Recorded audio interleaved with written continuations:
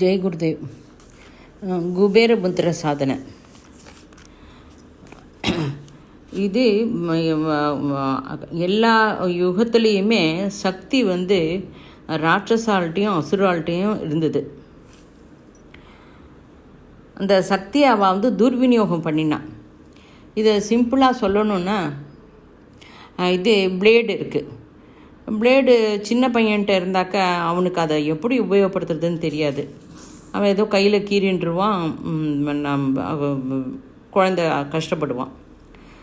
இதே பிளேடு திருடன்ட்ட இருந்தாக்கா நம்மளோட பேக்கெட்டு காலி ஆகிடும். இதே பிளேடு சர்ஜன்ட்ட இருந்தாக்க நம்மளோட லைஃபு நன்னா ஆகும். நம்ம சொல்லுவோம், இந்த குழந்தைகள்கிட்ட கொடுக்காதீங்கோ அப்படின்னு. அதாவது புத்திஹீனத்தை தான் குழந்தைகள்னு சொல்லிடுறோம். புத்திஹீனமாக வச்சுட்டு நம்ம உபயோகப்படுத்துகிறோம் அப்படின்னு சொன்னாக்கா அது சரியாக இருக்காது. அப்படிங்கிறதுனால பிளேடே 3 விதமாக உபயோகப்படுறது. யார் ஒருத்தரும் பாத்தியதையை செய்யாமல் இருந்தால் கூட அவள் கூட திருடதான்.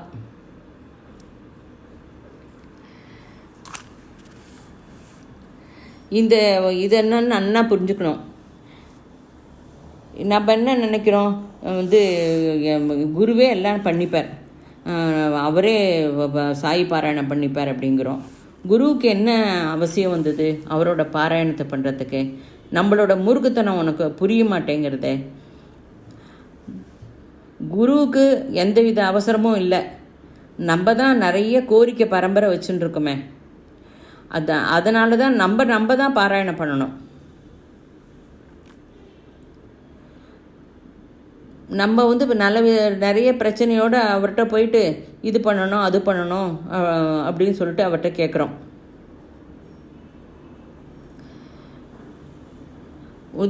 ஒரு கவர்மெண்ட்டில் ஒரு ஆர்டர் சேங்ஷன் ஆகினா அந்த பணத்தை நம்ம கவர்மெண்ட்டுக்கு மட்டும்தான் உபயோகப்படணும். அதாவது லோக கல்யாணத்துக்கு இந்த பிரணாளிக்காவுக்கு மட்டுமே செலவு பண்ணணும். ஆனால் நான் மினிஸ்டர்லாம் நான் இந்த காரியம் பண்ணுவேன் அந்த காரியம் பண்ணுறேன்னு சொல்லிவிட்டு அவள்லாம் மினிஸ்டர் ஆகிடுறான்.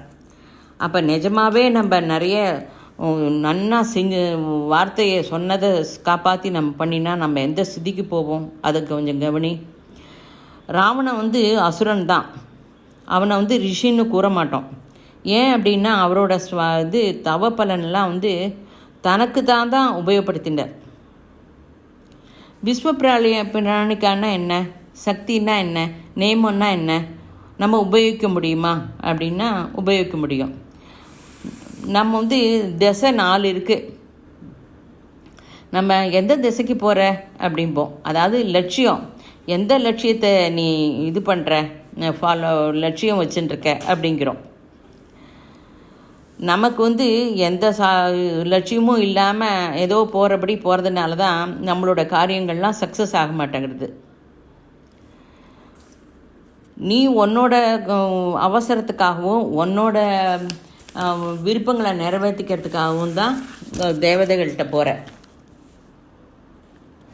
தேவதைகள் சொல்கிற வேலையை நம்ம அந்த ஸ்திதியில் போய் நம்ம செய்கிறோமா?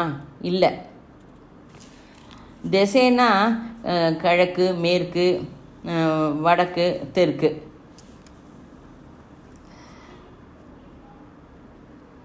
எந்த லட்சியம் வழிக்கு போகிறோம் அப்படிங்கிறத நன்னா புரிஞ்சுட்டு அந்த திசையில் நம்ம போனாக்கா நம்ம காரியம் நன்னா ஆகும். உத்தரம், அதாவது வடக்கு பக்கத்தில் வேலை செஞ்சாக்க ஞான சம்பந்தமாக பூர்வ புண்ணியம்லாம் கிடைக்கும்.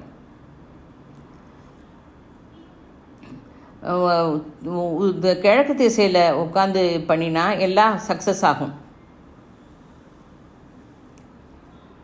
நீ எந்த திசையில் போகிறங்கிறத வச்சுட்டே நீ என்ன காரியம் பண்ண போகிறாங்கிறது தெரிஞ்சிடும்.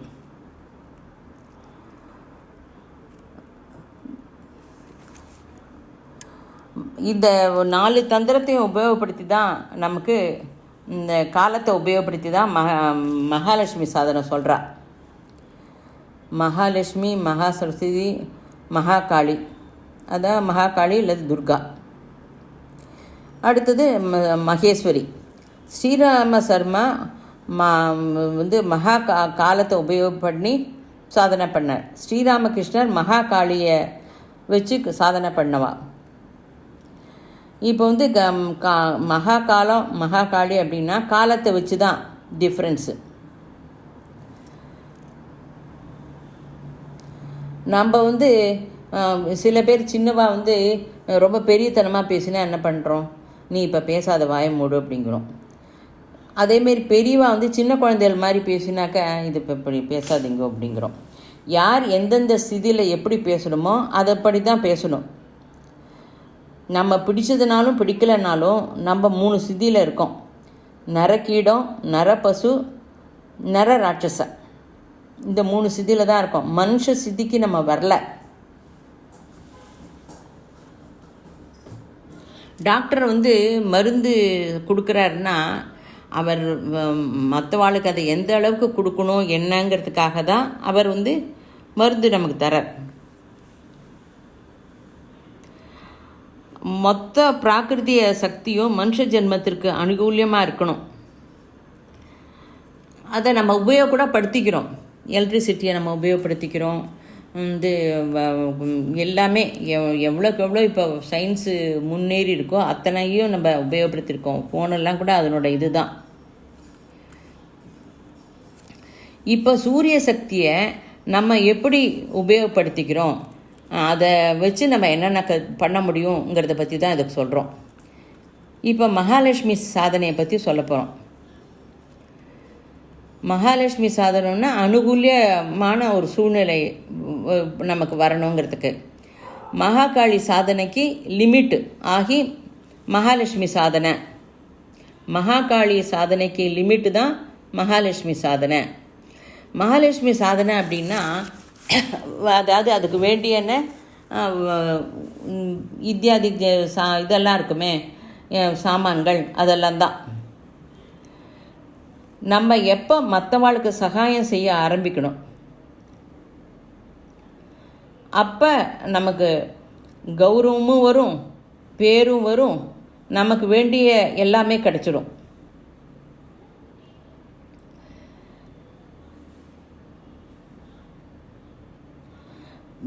இது பிரகிருதி வந்து மனுஷ ஜாதிக்கு அனுகூலியமாக நிறைய செய்யறது. குரு ஆக்கரண சக்தியை கூட நம்ம அனுகூலியமாக நம்ம பண்ணிட்டுருக்கோம். இப்போ சூரிய சக்தியை நமக்கு அனுகூலியமாக எப்படி பண்ணிக்கிறதுங்கிறத பற்றி சொல்ல போகிறோம். மகாலட்சுமி, மகாகாளி, மகா சரஸ்வதி, மகேஸ்வரி, இதெல்லாம் தான் இதை பற்றி சொல்கிறோம்.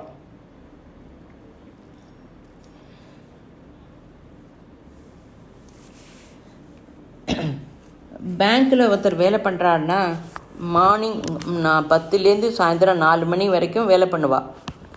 அதுக்கப்புறம் அந்த சேரை விட்டு அவள் எழுந்துடணும். நெக்ஸ்ட் டே வரைக்கும் அந்த சேரில் உட்கார முடியாது. மறுபடியும் நெக்ஸ்ட் டே தான் வரணும். அதாவது இது காலத்தை அனுகூலமாக தான் இருக்குது.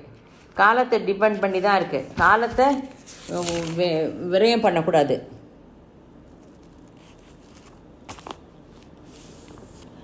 அந்த டயத்துக்குள்ளே எல்லாத்தையும் முடியணும். அதை திருப்பி திருப்பி நீ காலத்தை எவ்வளோ உபயோகமாக பண்ணுறேங்கிறது தான் முக்கியம். மகாகால இது சாதனை வந்து பீஜாரூபமாகி மகாலட்சுமி சாதனை ஆச்சு.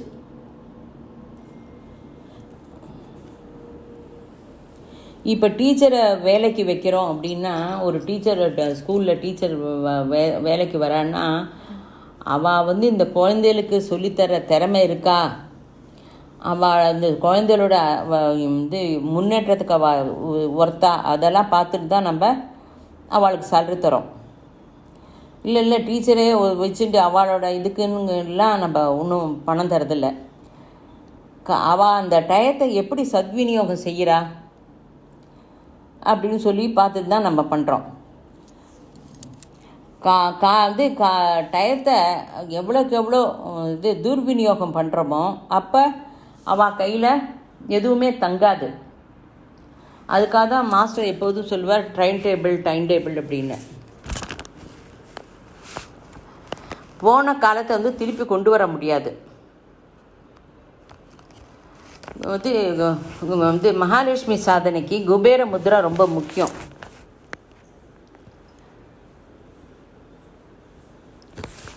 இப்போ வந்து ஸ்ட்ரெயிட்டாக உட்காருங்கோ, கண்ணை முடிக்குங்கோ, அப்சர்வ் பிரெத்து, சின்முத்திரை வச்சுக்கோங்க, ஆள்காட்டி விரலும் கட்டை விரலும் டச் பண்ணணும். அது சின்முத்திரையில் இருந்தாக்க மனசு ஆலோசனையே இருக்காது, சாந்தமாக இருக்கும். நம்ம மனசையும் அது ப்யூரிஃபை பண்ணும். மனசு பரிசுத்தம் ஆயிடுத்துன்னா அங்கே சுத்தம்தான் நிரம்பியிருக்கும்.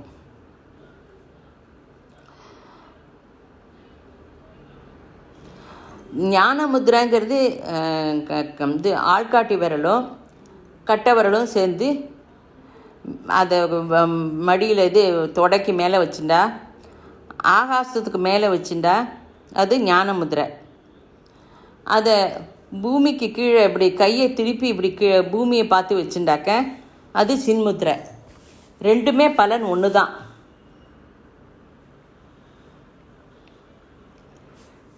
நம்ம இப்போ பிராணசக்தியில் தான் இருக்கோம்.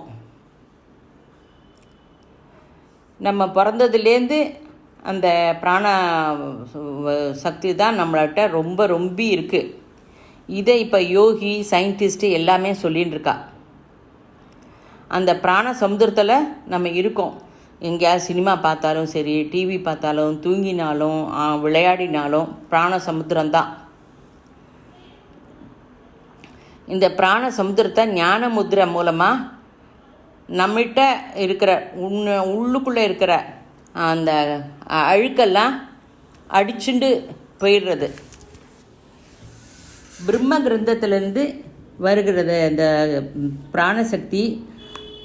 சரீரத்தில் இல்லை, உள்ளே இருக்கிற ரொம்ப சின்ன சின்ன கணங்கள்லாம் கூட போய் நன்னா க்ளீன் பண்ணுறது. குப்பை கூடெல்லாம் எடுத்துன்னு போய் பூமியில் போடுறது. பூமி திருப்பி நமக்கு சக்தியை தருது. ஒரு மரம் வந்து மகா விருட்சமாக ஆகிறதுக்கு சக்தி பூமி தருது. நமக்கு அந்த சக்தியை மூலாதாரம் தருது. மேலேருந்து பிராணசக்தி நம்மளை பரிசுத்தம் பண்ணுறது. நம்ம உடம்புல கணகணல்ல நாடி நரம்பில் இந்த உள்ள சரீரத்து உள்ள எல்லா இடத்துலையும் பிராணசக்தி பிரவாகமாக ஆகிறத நம்ம ஃபீல் பண்ணணும். அதை முதல்ல கொஞ்ச நாளைக்கு அது தெரியாது. நம்ம செய்ய செய்ய செய்ய அந்த பிரவாகம் நமக்கு புரியும். பாவனை ரொம்ப முக்கியம். சரீரத்தை நேராக வச்சுக்கணும், உடம்பை அசைக்கக்கூடாது. ஃபோர்ஸு பைப்பு நல்ல ஃபோர்ஸாக தண்ணி வர பைப்பை வச்சுட்டு தண்ணி விட்டால் எப்படி வருது அந்த மாதிரி உனக்கு பிராணசக்தி வரதை ஃபீல் பண்ணுங்க. முத்ரை வந்து இந்த ஆள்காட்டி விரலும் கட்டை விரலும் டச் பண்ணினா போகிறோம். ப்ரெஷர் கொடுக்கக்கூடாது. ப்ரெஷர் கொடுத்தாக்க அந்த இடத்துல ஸ்டக்காக போயிடும்.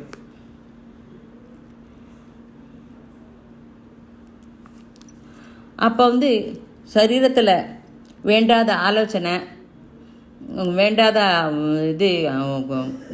வேண்டாத ஆசைகள், சரீரத்தில் இருக்கிற டாக்ஸின்ஸ் எல்லாம் அடிச்சுட்டு போகிறது.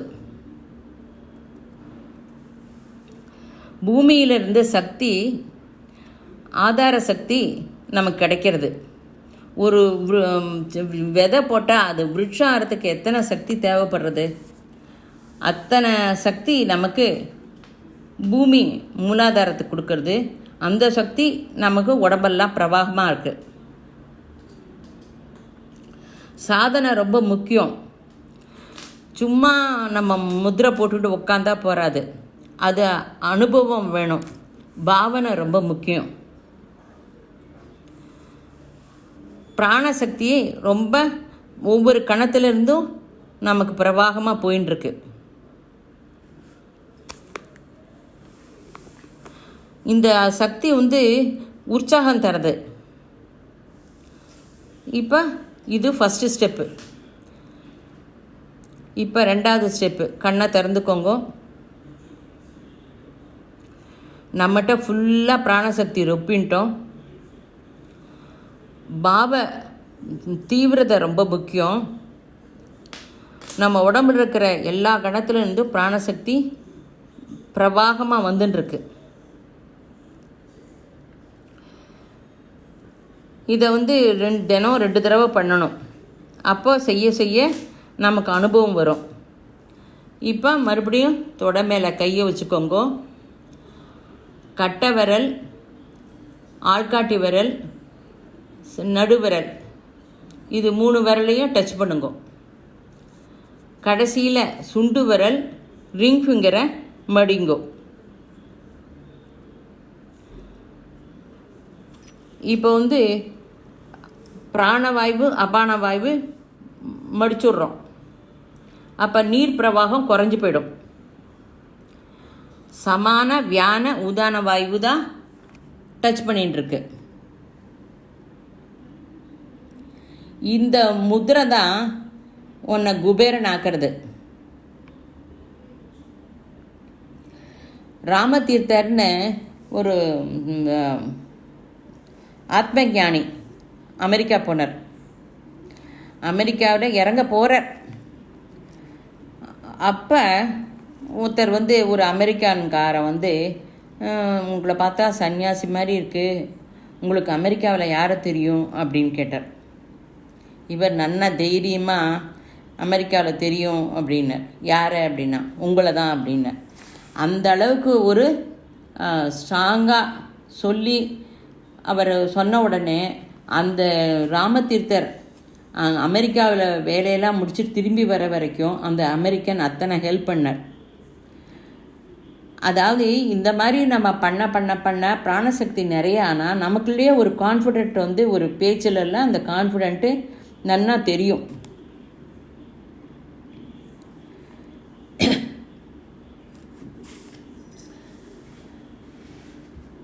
பிராணசக்தியும் அபான சக்தியும் நின்றுட்டு நம்ம மடிச்சிட்டோம்ல, பிரகிருதியில் இருக்கிற எல்லா சக்தியும் நம்மக்கிட்ட ஓடி வந்துடும். இதே குபேர முதிரையோட லட்சணம்.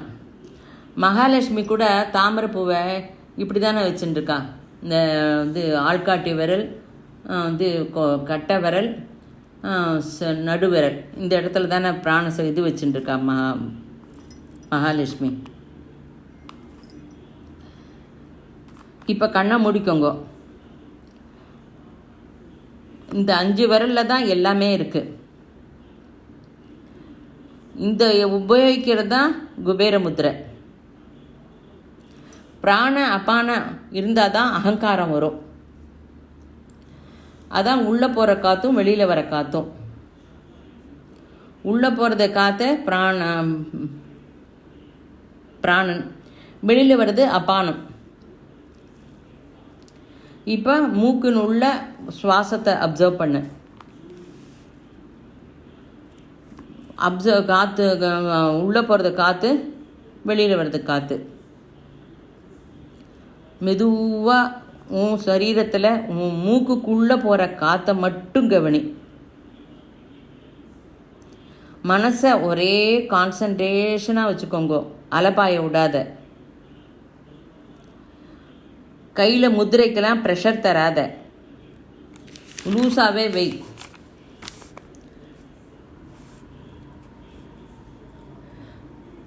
இந்த முத்திரை தான் கல்பவருஷன் கூட சொல்லுவா. நம்ம இந்த முத்திரை வச்சு ஹெல்த்து இம்ப்ரூவ் பண்ணிப்போம். உன் சரீரத்தில் எங்கெங்கே உபாதை இருக்குது, சங்கோஜமே படாமல் கரெக்டாக அந்த இடத்துல அந்த உபாதையை சொல்லு. உன் பேரை சொல்லி, லெஃப்ட் கையில் இது உபாதை இருக்குது, கை வீக்கமாக இருக்குது, அது அந்த பாதை குறைஞ்சி என்னோட கை நிவர்த்தி ஆகிடுது சம்பூர்ண ஆரோக்கியமாக இருக்கு, சம்பூர்ண ஆரோக்கியமாக இருக்கு, சம்பூர்ண ஆரோக்கியமாக இருக்குன்னு சொல்லு. அப்படி உன் உடம்புல ஒவ்வொரு பார்ட்லேயும் எங்கெங்கே உபாதை இருக்கோ அங்கங்கே சொல்லி சம்பூர்ண ஆரோக்கியமாக இருக்குன்னு சொல்லு. எக்ஸ்ப்ரெஷன் ரொம்ப முக்கியம். மெதுவாக சொல்லு, பாவபூர்வமாக சொல்லு. சரீரத்தில் நடக்கிற மாறுதலையும் கவனி.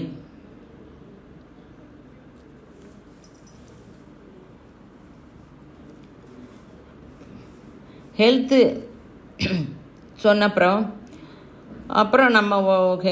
நம்ம வீட்டில் இருக்கிறவா யார் யாருக்கு என்ன உபாதை இருக்கும் அவளுக்காகவும் சொல்லலாம்.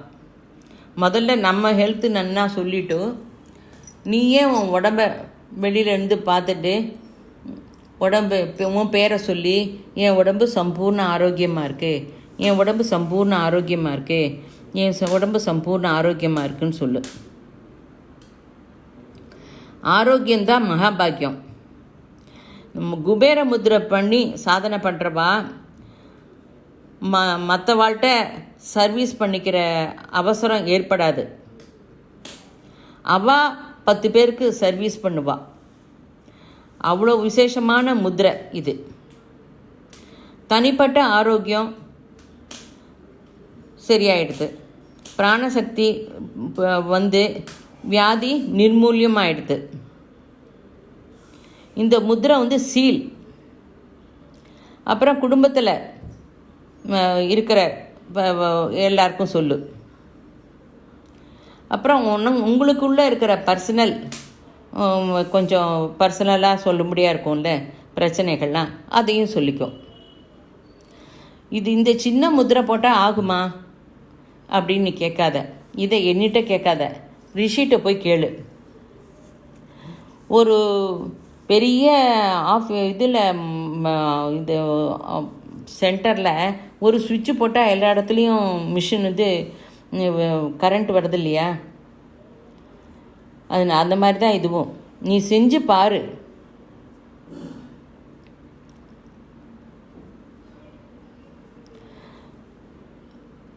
சின்முத்திரை போட்டு முதல்ல பிருத்திவியிலேருந்து நம்ம சக்தியெல்லாம் எடுத்துக்கிறோம். உற்சாகம் வருது நமக்கு.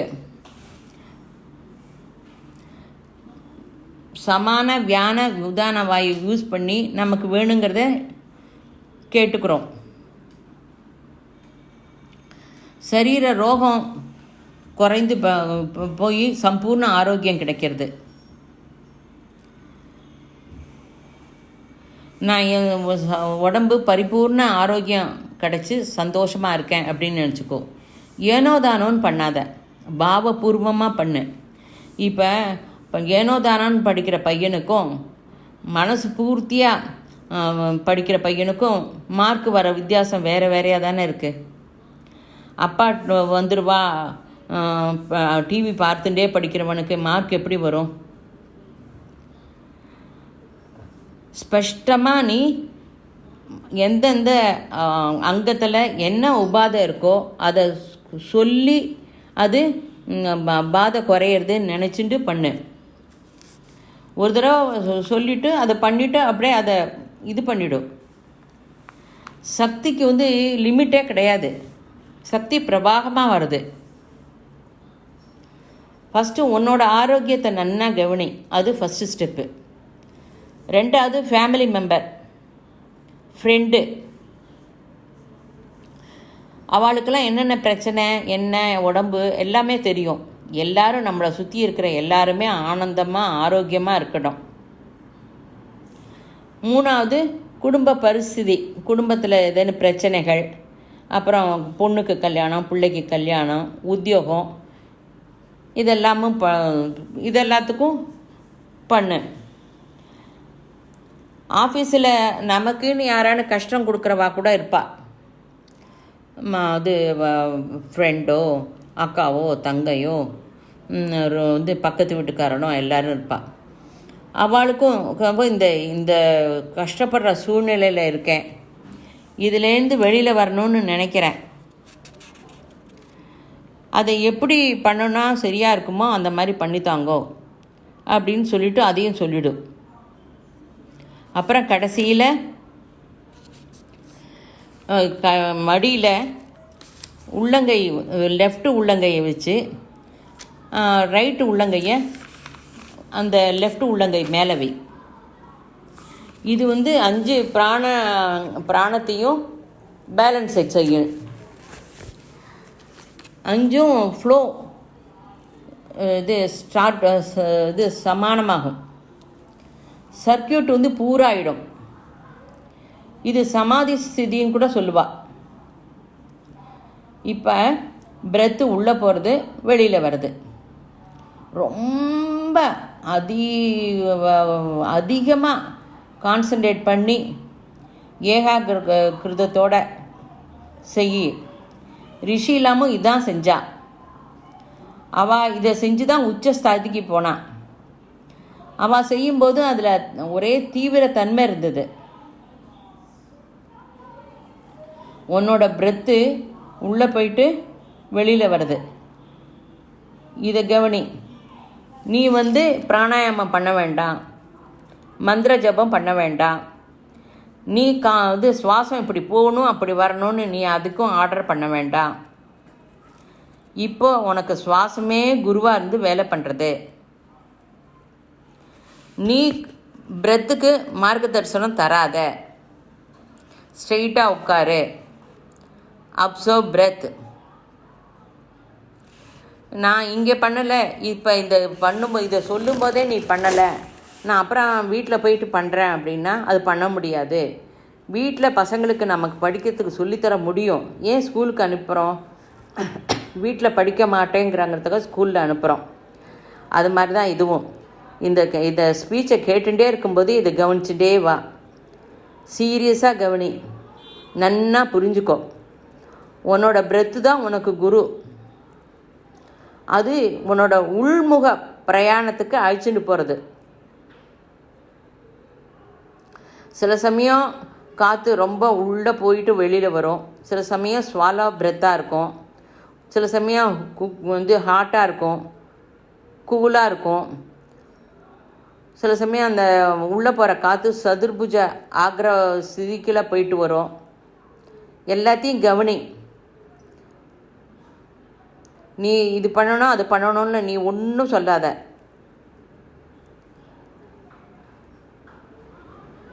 உன்னோட மனசு ஏகாகிரமாக இருக்கணும். அந்த சுவாசத்தை தான் கவனிக்கணும். இதுதான் அச்சுத ஸ்திதிம்பா.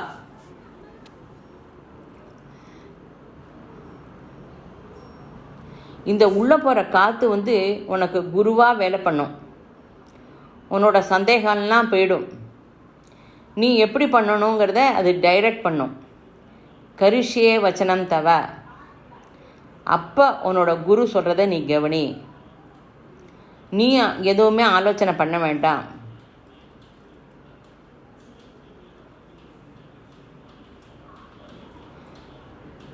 இதை எப்படிப்பட்ட சூழ்நிலையிலையும் செய்யலாம். தூக்கத்தில் கூட செய்யலாம். சாப்பிட்டப்புறம் செய்யலாமா அப்படின்னா, நீ சாப்பிட்டப்புறம் சுவாசிக்கலையா? எப்போவும் செய்யலாம், எப்போ வேணாலும் செய்யலாம். இதுக்கு ஒன்றும் இது கிடையாது, நியமம் கிடையாது. தூங்கிறதுக்கு முன்னாடி கூட செஞ்சுட்டு தூங்கலாம். நன்னா தூக்கம் வரும். பிரம்ம கிரந்தத்தில் ஒரே தாரையாக பிராணசக்தி வரத நன்னா கவனி.